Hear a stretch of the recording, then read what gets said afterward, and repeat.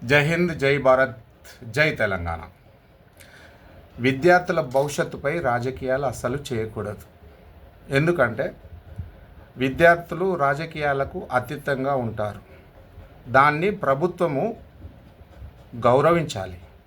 కానీ రాజకీయం చేస్తున్న ప్రతిపక్షానికి ఎక్కడేం పని లేదు, ఎక్కడేమవడా అని ఎంబడిపడ్డట్టున్నది. కానీ జీవో 97 వచ్చిందంటే డిప్లొమా రద్దయిందని కానీ, లేకుంటే ఈసెట్ లేదని కానీ, లేటరల్ ఎంట్రీకి మార్గం లేదని కానీ ఎక్కడ లేదు. దానిదేందో గవర్నమెంట్ క్లారిటీ ఇవ్వాలి. ప్రస్తుతం డిప్లొమా ఈసెట్ ద్వారా బీటెక్లో లేటరల్ ఎంట్రీ మార్గం ఉంది అని కూడా పేపర్ ద్వారా ప్రజలకు చెబుతున్నారు. అందుకనే టాటా టెక్నాలజీతో సమన్వయం చేస్తున్నాడు ముఖ్యమంత్రి గారు.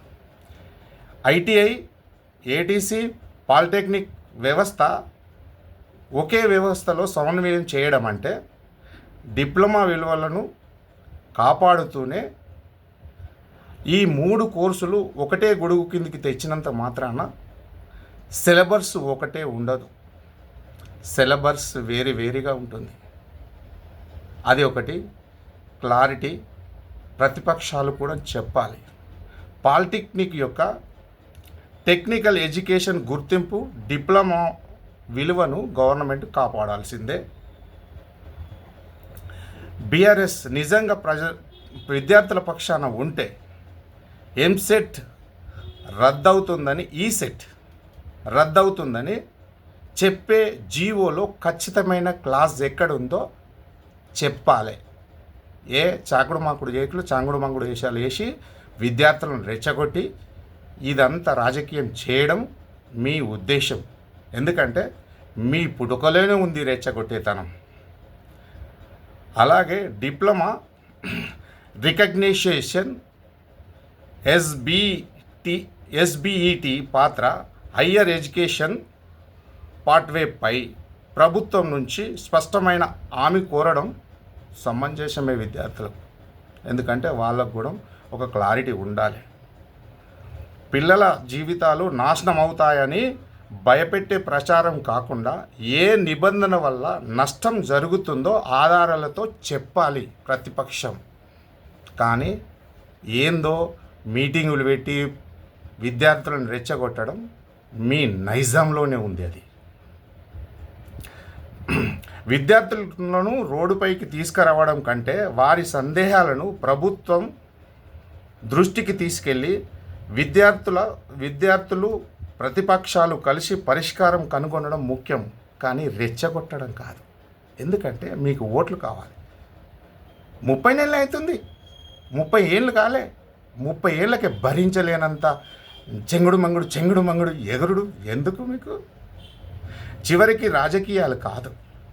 పాలిటెక్నిక్ విద్యార్థులకు డిప్లొమా తర్వాత ఈసెట్, బీటెక్ వంటి అవకాశాలు భద్రంగా ఉండటమే అసలైన లక్ష్యం.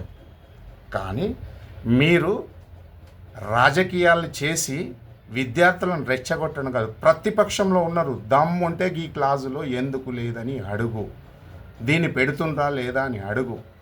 రెచ్చగొట్టే మాటలు, రెచ్చగొట్టే చేష్టలు మీరు ఏనాడు విద్యార్థులకు మంచి చేయలేదు.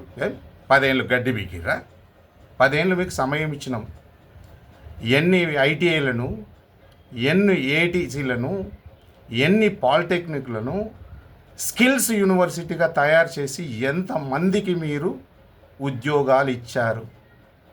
ఉన్న ఆర్టీసీని అందులో జాబ్లు ఇస్తామని మెకానిక్ జాబ్స్ రిక్రూట్ చేశారా? ఆర్టీసీని మొత్తం సత్యనాశనం. ఎందుకంటే నేను అడుగుతున్న ఒక డీజిల్ మెకానిక్గా నేను మెకానిక్ చేశాను. దమ్ముందా? నువ్వు చెప్పే విద్యలో కొందరు ఇప్పటికీ స్కిల్స్ లేక మేము ఎంత అవస్థపడ్డామో మాకు తెలుసు. కాలేజీలలో ప్రాక్టికల్లో 100కి 90 మార్కులు వచ్చినాయి నాకు. కానీ ఏం లాభం? ఒకటి ఉంటే ఒకటి ఉండదు, ఒకటి ఉంటే ఒకటి లేదు.